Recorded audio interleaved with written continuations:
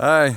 So it's last few days of October here in 2021, and I'm happy to have the beginnings started of our composting toilet structure. We're going to have a series of workshops, well, just 2 workshops, 3-day weekends to build this composting toilet. It's a standalone structure. It's going to have a base of concrete and piedra cantera, as well as really good wood, and then we're going to have the workshops to fill it in with all sorts of clay and straw mixtures to make a really strong adobe-like structure.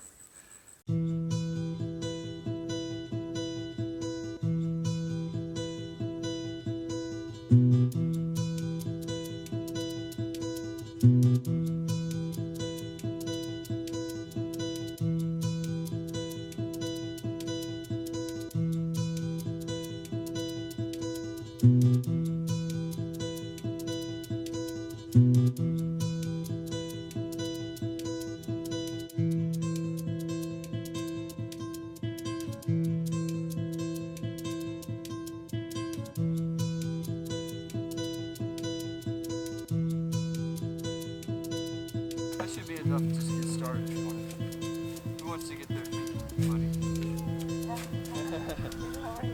It really feels good. I did it yesterday. You won't regret it. It's like a spa, you know?